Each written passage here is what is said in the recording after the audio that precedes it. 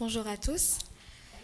Pour commencer ce moment de culte, je vous invite à vous mettre debout et chanter ce premier chant, Misaucha Nozai.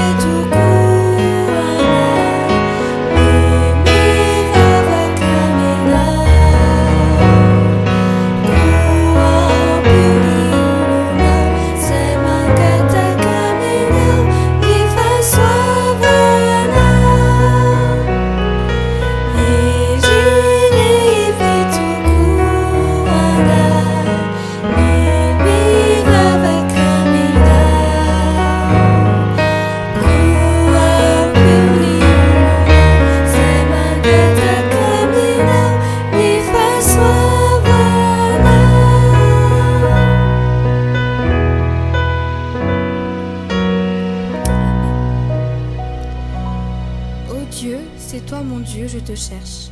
Mon cœur a soif de toi, mon cœur a besoin de toi comme une terre sèche, assoiffée sans eau. Oui, longtemps je t'ai regardé dans le lieu saint.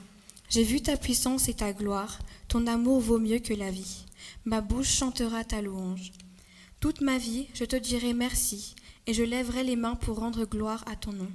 Mon cœur goûtera le bonheur comme une nourriture délicieuse. Ma bouche pleine de joie chantera ta louange. Quand je suis couchée, je me souviens de toi. Pendant des heures, je pense à toi. Oui, tu viens à mon aide. Je crie de joie à l'ombre de tes ailes. Je suis attachée à toi de tout mon cœur. Ta main puissante me soutient. Amen.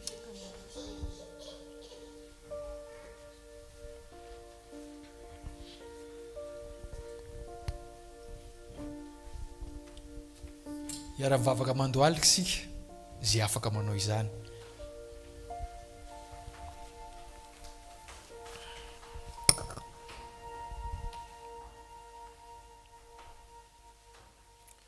Raina izay ny an-danitro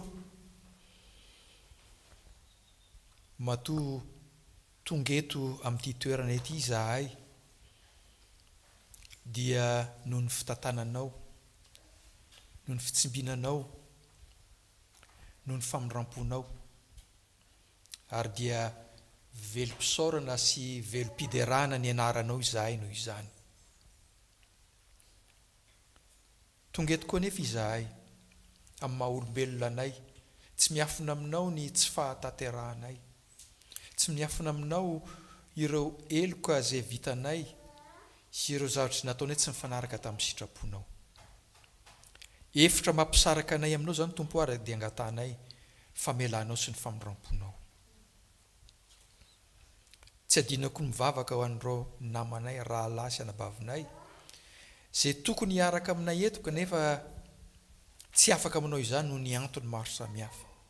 Ianao ny mahalala Tompo, ireo izay tsy salama, ireo izay azo pahoriana, ireo izay mandalo fitsapana mafy.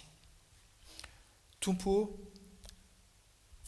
Andriamanitra mahery ianao ary Andriamanitra mahay mamaha ireo olona rehetra zay misy eo amin'ny fiainanay.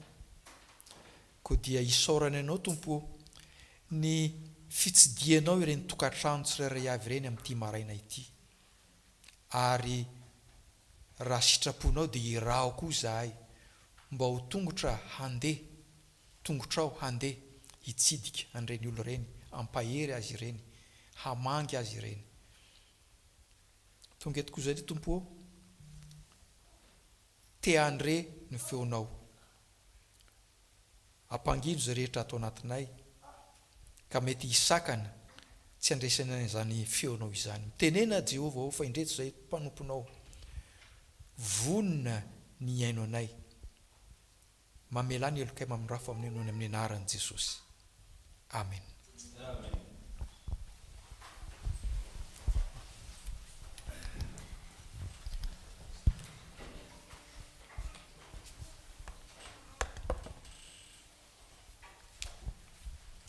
Bonjour à tous et à toutes.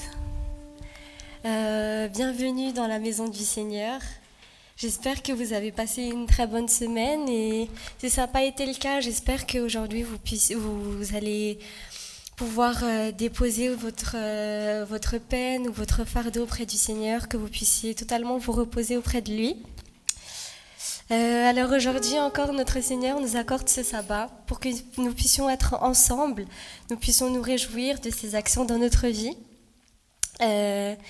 J'aimerais qu'on puisse se rappeler aussi de sa présence continuelle dans notre vie par les petits miracles qu'il nous donne, ces petites actions de chaque jour. Et j'ai pas l'habitude de faire ça habituellement, mais aujourd'hui j'aimerais vous proposer une petite animation que je vous invite à faire avec moi, du coup afin de vous rappeler de ce que Dieu fait pour nous dans notre vie. Donc c'est très simple. Il y a 3 phrases dans cette animation qui se répètent continuellement. La première, c'est « Il m'a aimé » parce que Dieu nous aime tous les jours et il nous le prouve. La deuxième phrase, c'est « Il m'a lavé » parce que le Seigneur, il nous pardonne de nos péchés, il nous pardonne de nos fautes. Et la dernière phrase, c'est « Il m'a sauvé » parce que le Seigneur nous a sauvés du mal et du péché. Donc c'est très simple, ça fait comme ça. Il m'a aimé, il m'a aimé, il m'a aimé, il m'a aimé, il m'a aimé, alléluia, alléluia, alléluia, il m'a aimé, alléluia, alléluia, alléluia. Après, il m'a lavé, il m'a lavé, il m'a lavé, il m'a lavé. Il m'a lavé, alléluia, alléluia, alléluia. Il m'a lavé, alléluia, alléluia, alléluia. Ensuite, il m'a sauvé, il m'a sauvé, il m'a sauvé, il m'a sauvé, il m'a sauvé, alléluia, alléluia, alléluia. Il m'a sauvé, alléluia, alléluia, alléluia. Donc je vous invite à vous mettre debout. On va le faire avec des gestes. Donc, il m'a aimé. On fait comme ça. Il m'a aimé. Il m'a aimé. Ensemble. Il m'a aimé. Il m'a aimé. Il m'a aimé. Il m'a aimé. Il m'a aimé. Alléluia. Alléluia. Alléluia. Il m'a aimé. Alléluia. Alléluia. Alléluia. Ensuite, il m'a lavé, il m'a lavé, il m'a lavé, il m'a lavé, il m'a lavé, il m'a lavé, alléluia, alléluia, alléluia, il m'a lavé, alléluia, alléluia, alléluia, il m'a sauvé, il m'a sauvé, il m'a sauvé. Il m'a sauvé, alléluia, alléluia, alléluia. Il m'a sauvé, alléluia, alléluia, alléluia, amen. Merci beaucoup. Je vous souhaite un bon sabbat. Pour continuer ce moment de culte, je voudrais vous inviter encore à vous relever pour chanter ce chant Manan Tsakez, numéro 124.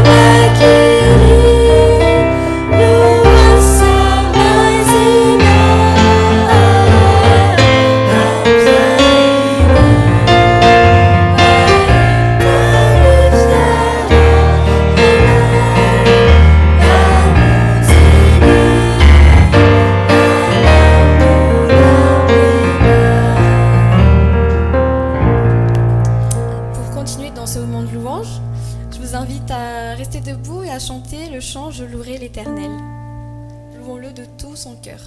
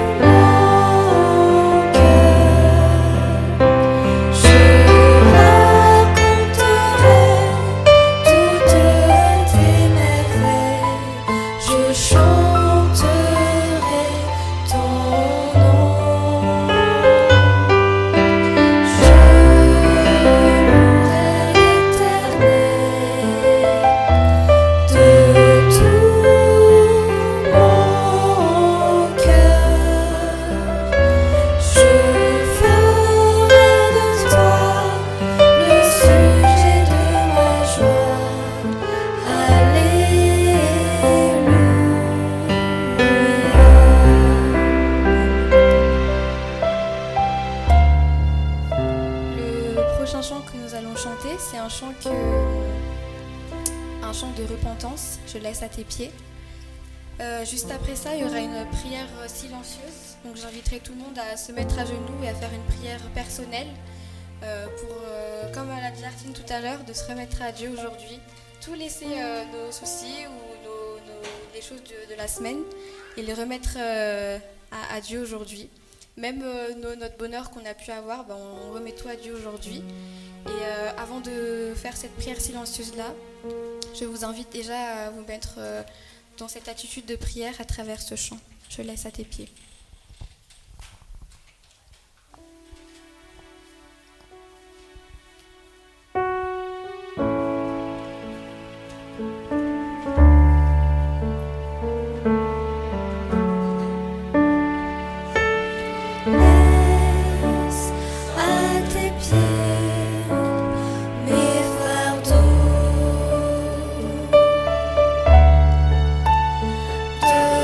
Devant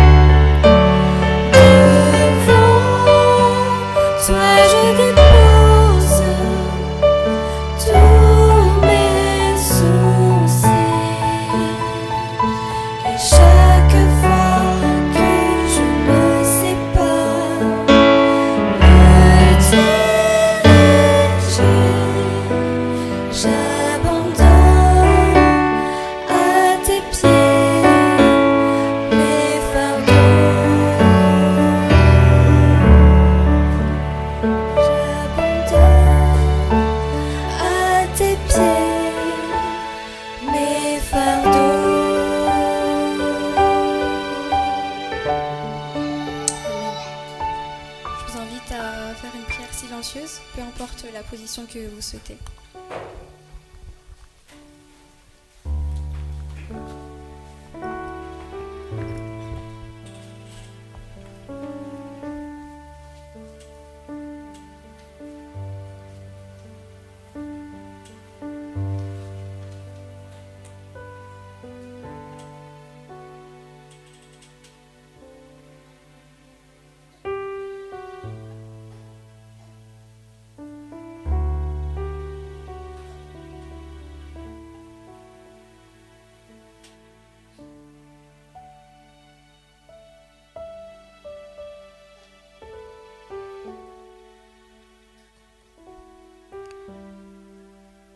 Seigneur, merci pour ce temps que tu nous donnes pour être avec toi, nous connecter à toi aujourd'hui.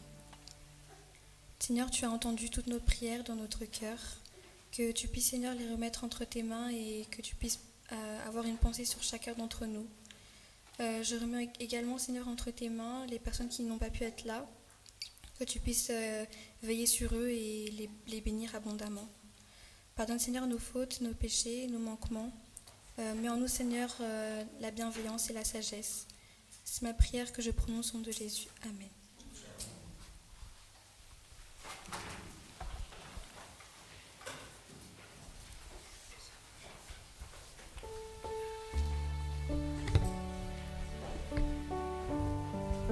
C'est maintenant le moment des dîmes et offrandes. Je vous invite à préparer ce moment.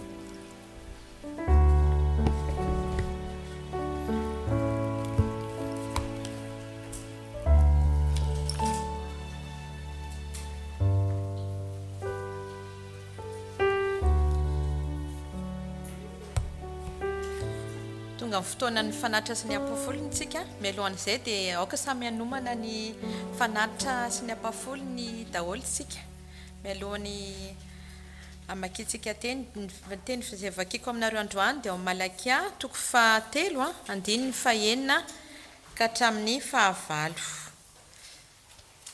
Rehefa samy nahita dia vakiako amin'ny anaran'i Jesosy.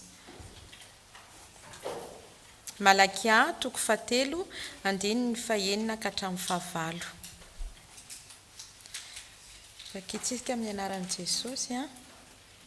Raha izaho Jehova dia tsy miova, ary ianareo ry taranaka Jakoba dia tsy ho fongana. Hatramin'ny andro ny razanareo dia efa niala tamin'ny didiko ianareo ka tsy nitandrina. Miverena amiko dia mba hiverina aminareo kosa aho, hoy Jehova tompony maro. Nefa hoy ianareo, ahoana no fiverinay?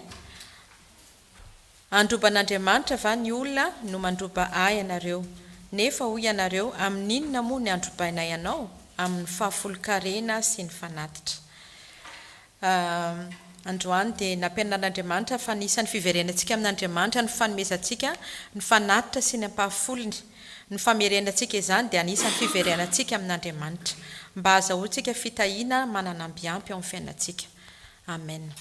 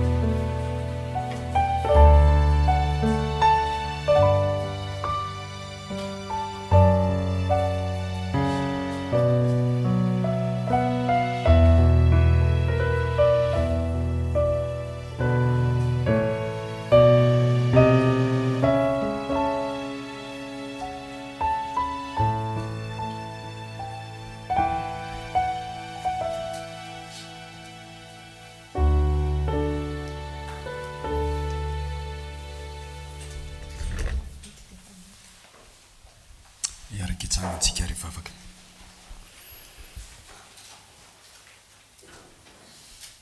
Ry renay masina tsara indrindra mbola misaotra sy midera mame voninahitra ny anaranao izahay raha mbola afaka nanome ny ampafolony sy ny rakitra izay nomena anao ary mangataka aminao zay Jesosy mba havita be amin'ny asa izay ampanaovanao anay zany rakitra izany dia misaotra raha eo. Amen.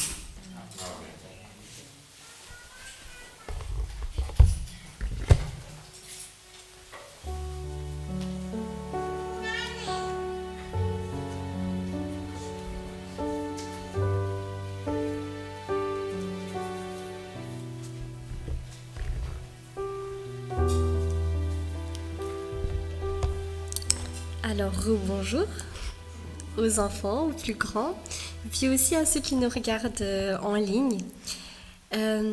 Aujourd'hui, il y a une petite histoire que j'aimerais vous partager.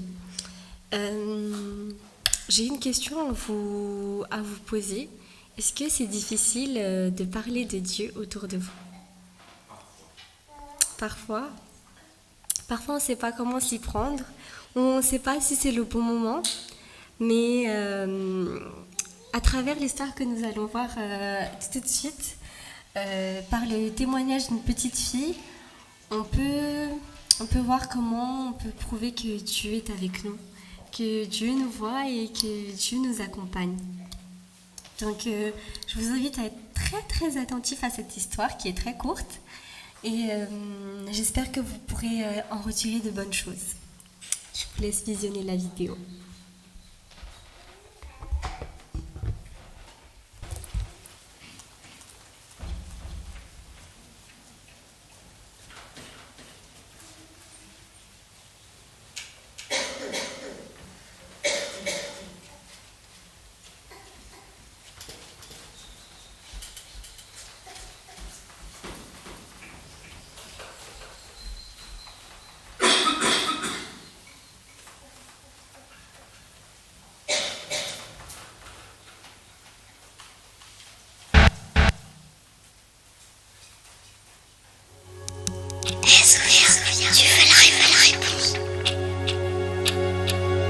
Non, ça va, ça va.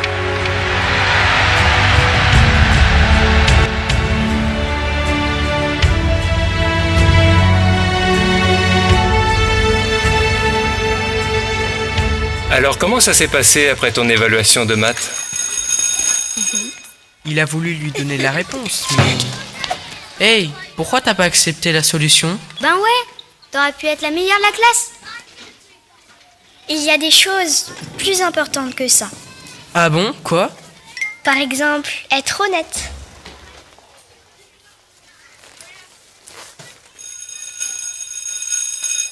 Allez, viens. Sophia, si tu avais accepté la réponse, personne l'aurait su. Si, Jéhovah. Mais pourquoi obéir à Dieu alors qu'on ne le voit même pas? Parce que...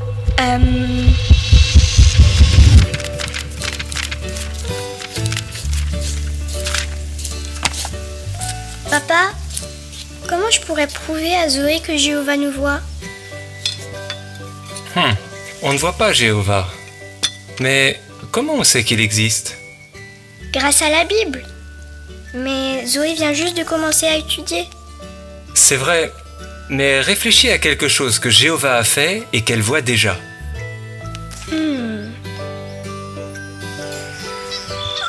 La création. C'est le dernier paragraphe ici. C'est Dieu qui a fait toutes ces choses. Il a fait le ciel, il a fait la terre, il a fait les gens aussi. Dans tout ce que Dieu a fait, c'est quoi que tu préfères? Les couchers de soleil, les fruits, jouer avec mon chien et ma maman.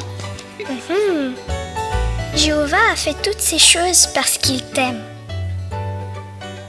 Même si je ne le vois pas, mes choses préférées me rappellent que Jéhovah me voit, moi. Et c'est pour ça que tu veux toujours lui obéir.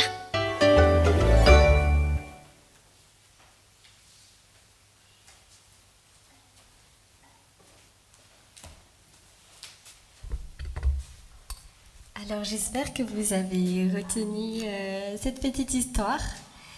Dieu nous voit en tout temps, Dieu nous voit tous les jours, même la nuit quand nous dormons. Et Dieu nous prouve son amour à travers chaque chose, à travers la création.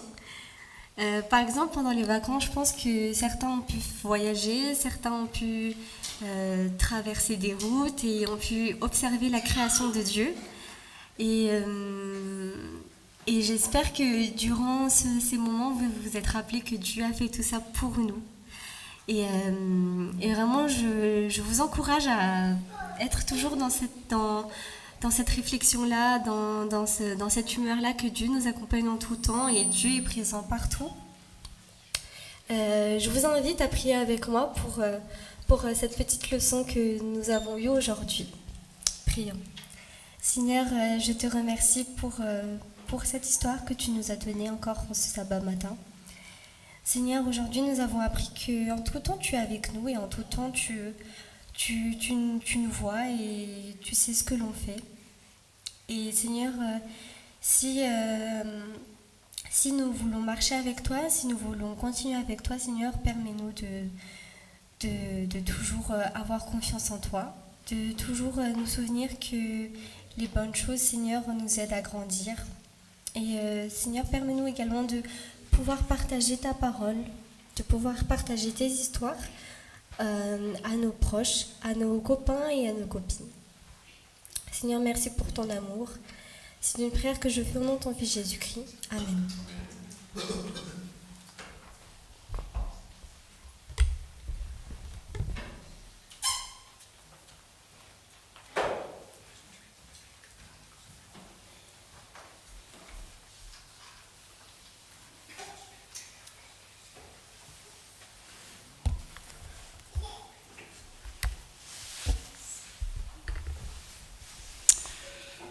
Dia mbola manasanao ary hiaraka hijery ny baibolitsika na amin'ny findainao na amin'ny telefôna ao amin'ny Jaona toko 17 ny 17 ka hatramin'ny 120.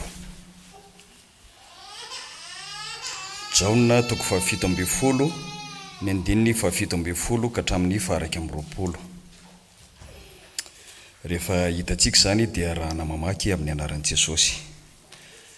Manamasina azy amin'ny fahamarinana, ny teninao no fahamarinana, tahaka ny nanirahanao ahy ho amin'izao tontolo izao no mba nanirahako azy kosa ho amin'izao tontolo izao, ary ho an'ireto no hanamasinako ny tenako mba hanamasinany fahamarinanao azy, nefa tsy ho an'ireto ihany no angatahako, fa ho an'izay mino ahy kosa no ny teniny, mba ho iray ihany izy rehetra tahaka anao ray ato amiko, ary izaho koa ao aminao, mba ho ao amintsika koa izy, mba inoan'izao tontolo izao fa ianao no naniraka.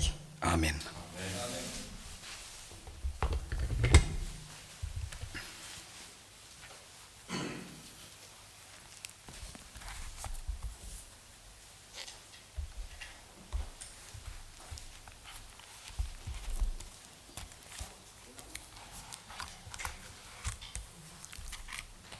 Faly mifankahita amintsika tsirairay avy indray ny tenako amin'ity maraina ity, elaela ihany zay, tsy niaonantsika izay,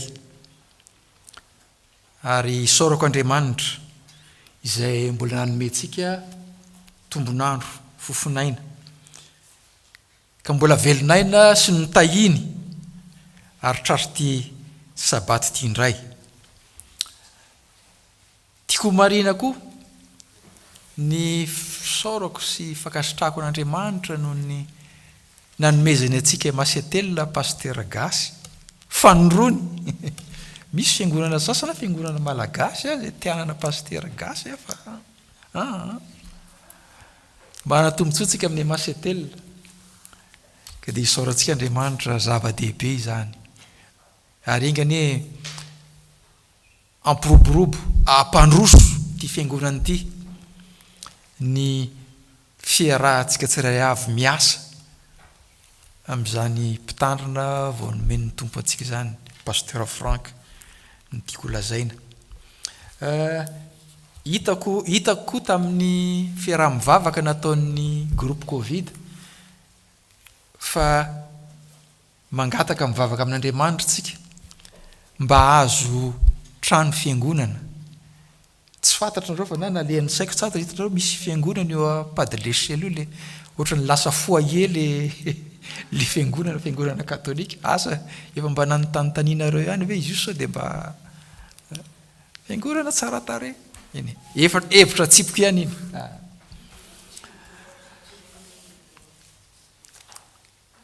Fa eto mpanomboana amin'ity maraina ity dia fanontaniana ray ny tiako hisarihana ny saintsika. Firy re no isan'ny fiangonana kristiana amin'izao isika amin'ny teny izao hoe efa mba nanisa ve tsika? Firy?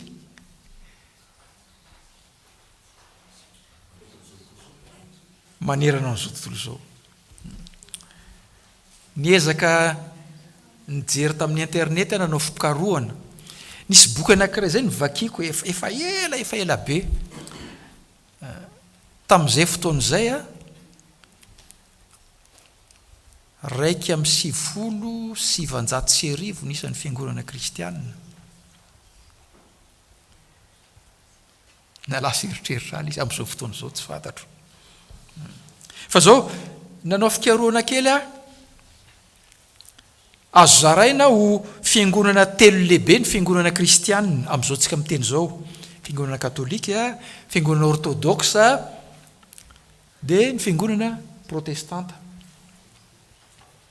Fiangonana katolika misy 420 fiangonana: église catholique romaine, église catholique copte, éthiopienne, syriaque, arménienne, byzantine, maronite, ukrainienne, église catholique biélorusse, sy ny sisa. Ny fiangonana orthodoxe misy 420, église orthodoxe de Constantinople, ny église orthodoxe d'Alexandrie, d'Antioche, église orthodoxe de Jérusalem, église orthodoxe serbe, église orthodoxe russe, sy ny sisa. Ary ny fiangonana protestante ao ny fiangonana réformé, ao ny fiangonana luthérienne, ao ny fiangonana calviniste, anglicane, baptiste, pentecôtiste, mormon, évangélique, ao anatin'izany fiangonantsika adventiste. Fiangonana adventiste mbola nanao fikarohana indray misy maromaro koa ny fiangonana adventiste. Misy an'izany église des adventistes chrétiens. Dia aveo koa misy an'izany église chrétienne de l'avent primitif. Dia misy an'izany église adventiste du premier jour. Mivavaka amin'ny andro lahady izy zany fa adventiste. Dia misy ny église adventiste du 7e jour. Dia rehefa ny Madagasikara tsika misy an'izany apokalypsy, misy an'izany vahaony oloko, sy ny sisa. Mbola tsy tafiditra anatin'izany ny fivavahana silamo sy bouddhiste sy hindou sy ny sisa. Raha totaliana firy re nisan'ireo tokom-pinoana ety ambonin'ny tany amin'izao tsika miteny izao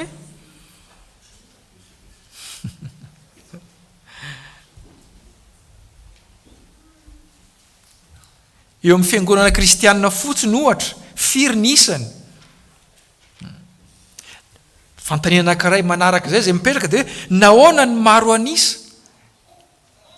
ary tsy mitsahatra mitombo ny isan'ireo atokom-pinoana ireo.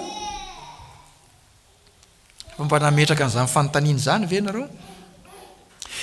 Ny olana lehibe ateraka izay dia zao misy olona zay te hivavaka amin'Andriamanitra, saingy zao mametraka fanontaniana izy iza mireto ary ny tena fiangonana marina. Satria zao rehefa anontanianao daholo izy ireo dia samy milaza ovy-babany daholo.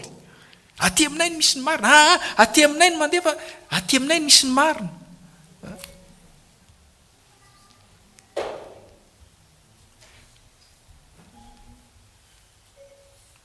samy milaza ny fiangonany ho manana ny fahamarinany manaraka ny Kristy ary manaraka ny Baiboly.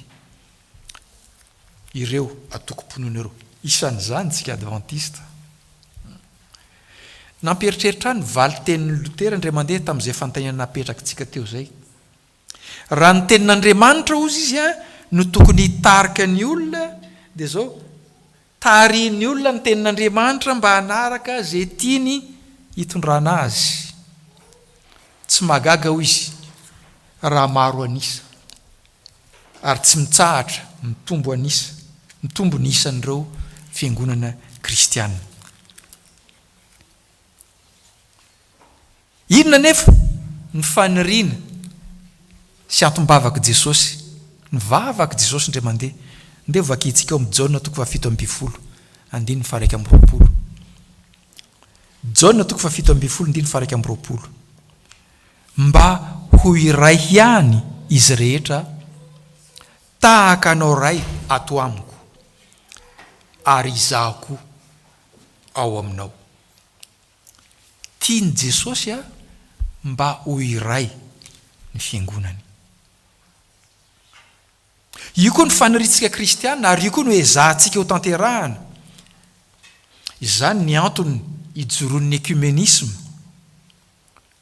firaisan'ny fiangonana kristianina. Misy tokoa fitaom-pivavahana ekumenika izay ohatra tsika eto amin'ity toerana ity, Collonges sy ny manodidina. Fitaom-pivavahana izay rahantsika manao amin'ireo rahalahy sy anabavy kristianina. Mahafinaritra ary mahavelo-panantenana ny fanatrehany an'ireny fitoam-dehibe reny. Ohatra, amin'ny fiandohan'ny taona, asa tadidinareo isaky ny fiandohan'ny taona, dia misy ny semaine de prière pour l'unité des chrétiens. Herinandro fivavahana ho amin'ny firaisan'ny kristianina. Ary manao an'izany tsika malagasy, misy fitaom-pivavahana izay iraisantsika amin'ireo rahalahy sy anabavintsika amin'izany. Rehefa eny amin'ny 20 Jona, misy fitaom-pivavahana iraisam-ponina iraisantsika koa mba ho fangataham-pitahiana ho an'ny tanin-drazana. Tsy zoviana amintsika amin'izao tsika miteny zao tamin'ity herinandro ity, nandao antsika tompokola Solofo Razafitrimo, chargé d'affaires ny masoivon'ny firenentsika malagasy eto Genève, chargé d'affaires teo aloha moa zany. Amin'izao tsika miteny zao nanomboka tamin'ny folo sasany teo, misy fitaom-pivavahana izay niantsona ny malagasy rehetra eto amin'ny manodidina mba ho fampahirezana sy fanotronana ny fianakaviana. Noho izany fisarahana izany.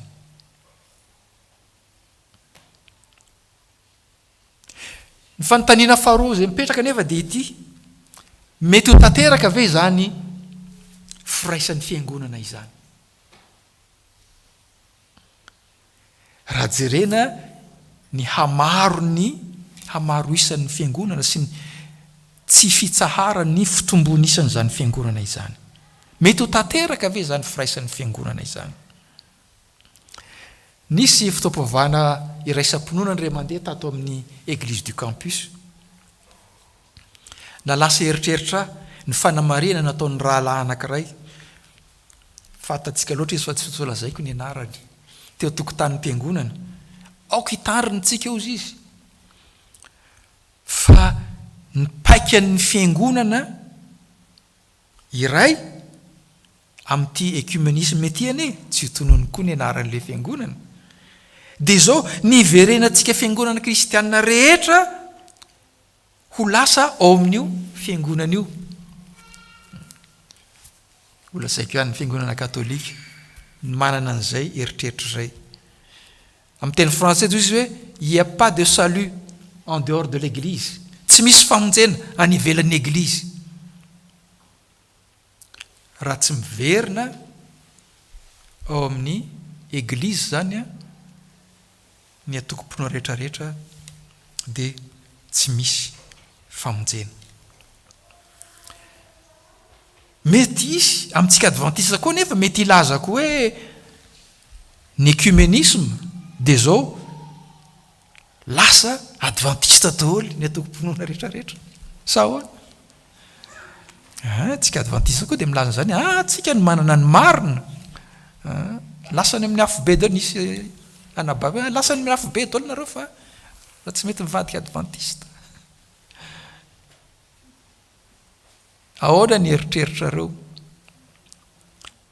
Izany tokoa ve no atao hoe ecuménisme? Zao no lazain'i Jesosy ao amin'ny Jaona toko 10 ny 2:12. Jaona toko 10 ny 2:12. Lazainy tamin'ny mpianany, manana ondry hafa izay tsy amin'ity vala ity aho.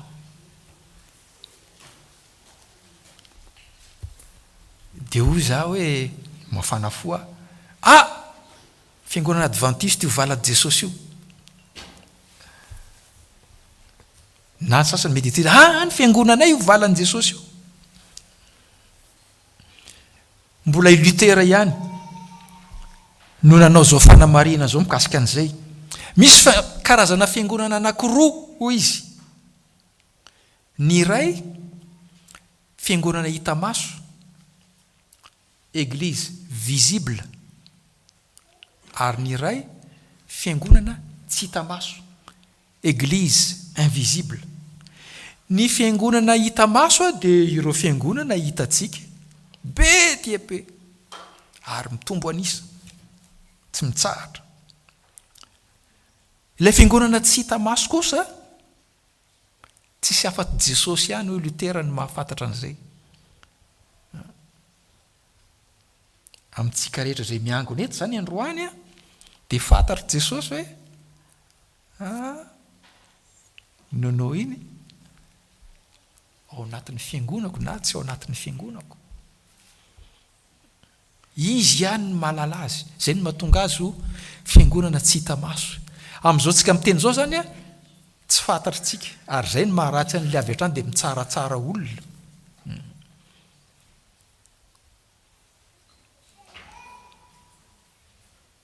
Amiko dia io fiangonana tsy hita maso io no fiangonan'i Jesosy. Io ilay vala izay nolazainy eto.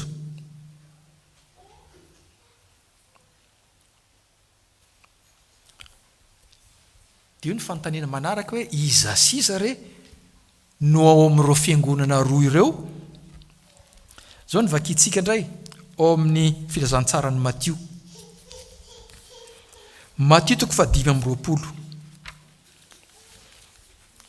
Ny 2:1:30 ka hatramin'ny 4:30 dia vao mitohy amin'ny 2:1:20.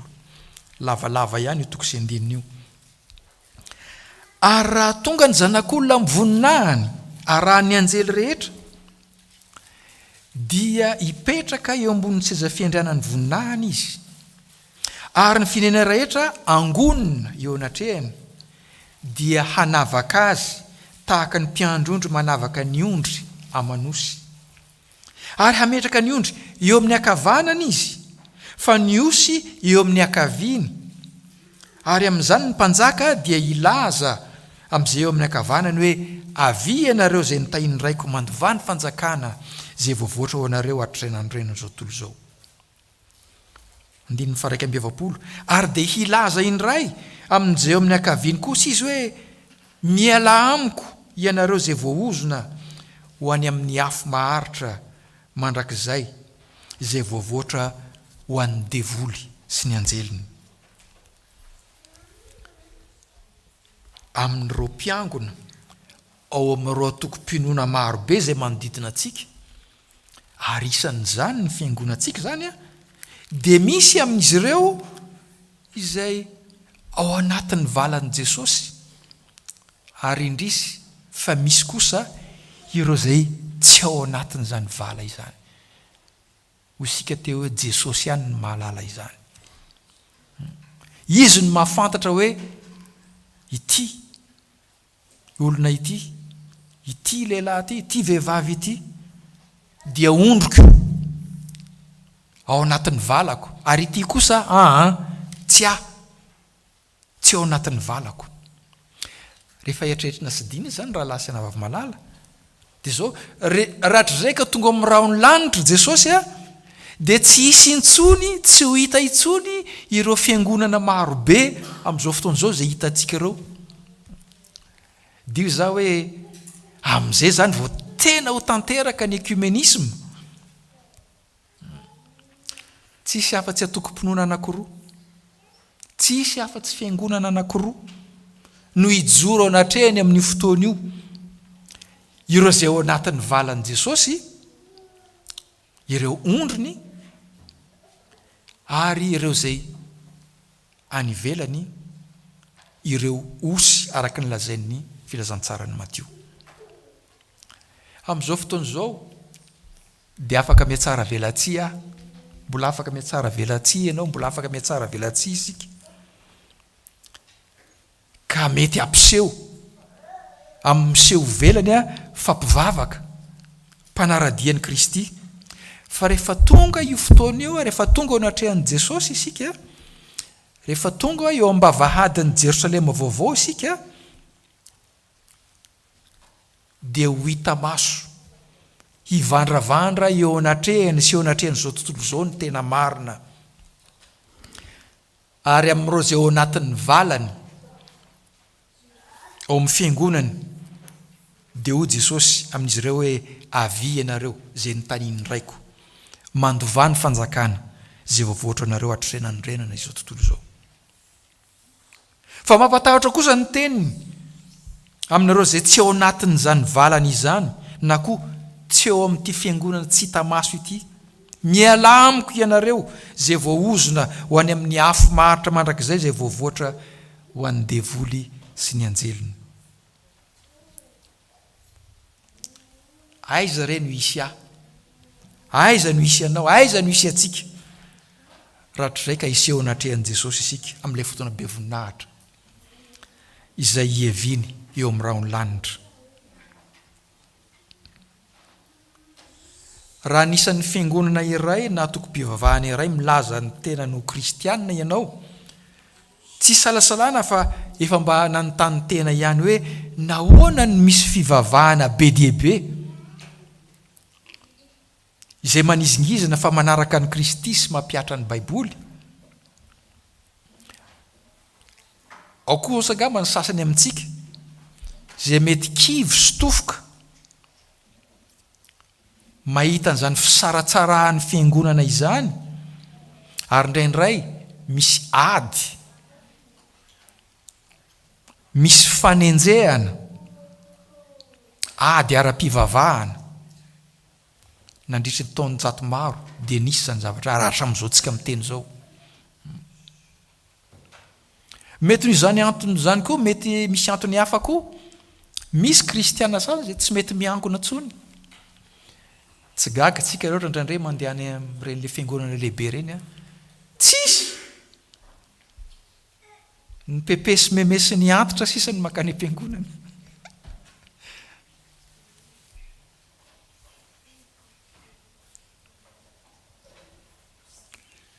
Nahoana ary no maro anisa, ary nahoana no tsy mitsahatra mitombo ny isan'ireo fiangonana izay milaza fa mpanaradian'i Kristy. Ny valiny ny riavana dia ity: tsy Andriamanitra, tsy Jesosy Kristy zanany, ary tsy ny fanahany no arahany izy ireny, fa olona.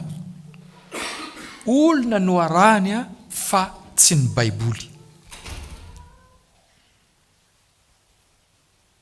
Fanontaniana anankiray: mety ho tanteraka ve zany ny fanirian'i Jesosy sy ny vavaka izay nataony? Nivakitsika teo, mba ho iray ihany izy rehetra. Mety ho tanteraka izany ry havana, saingy miakina amin'ny safidiny tsirairay avy amintsika. Ary eto dia mariako, ao amin'ny fiangonana amin'izao tsika miteny izao, hita maso, mizarazara, isan'izany ny fiangonantsika. Ao anatin'ireo fiangonana ireo dia hitan'i Jesosy ireo zay tsopo sy manana faniriana lalina te hitady azy, te hakatoa azy, te hanaradia azy. Izay le fiangonana tsy hita maso. Ary eo anatin'ireo fiangonana ireo koa, isan'izany ny fiangonantsika, dia hitan'i Jesosy misy an'ireo zay mihatsara velatsia.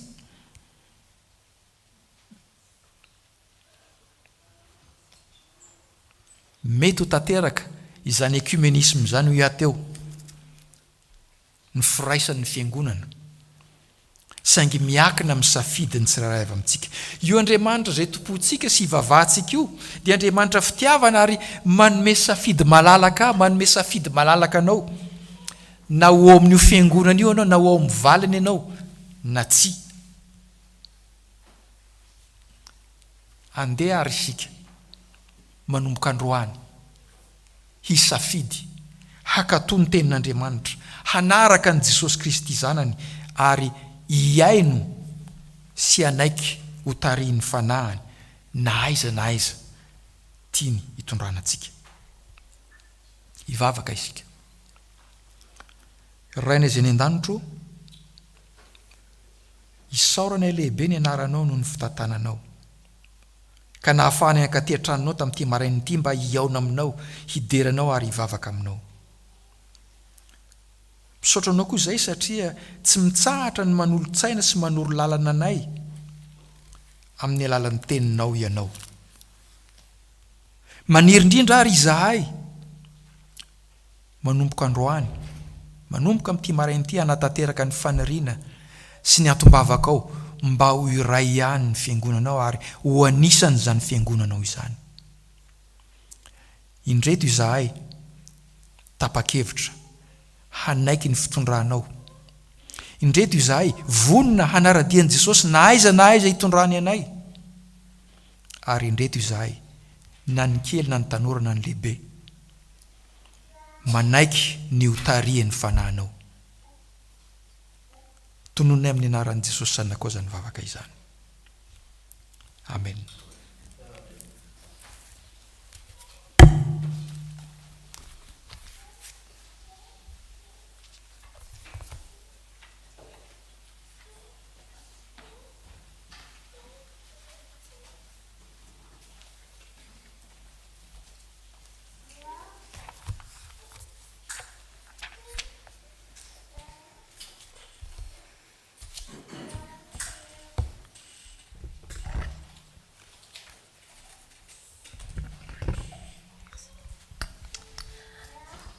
Alors, je remercie le pasteur Norbert pour ce message qu'il nous a apporté en ce sabbat matin. Pour terminer ce culte ensemble, je vous invite à vous lever et à chanter le chant Anajakanao no Yeriko. Now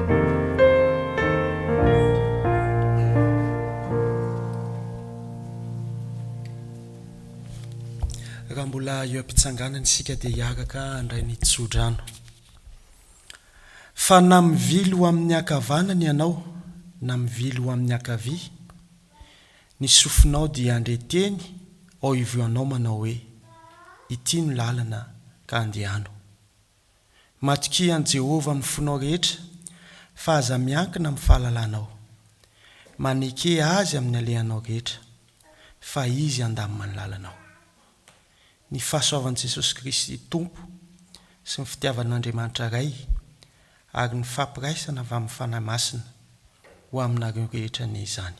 Amen.